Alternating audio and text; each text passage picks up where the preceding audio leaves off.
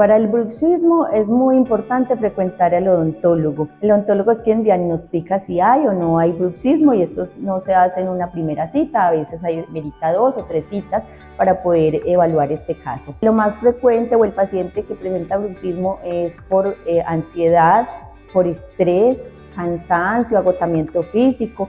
Entonces también se requiere una interconsulta con psicología para tratar de la mano esta patología.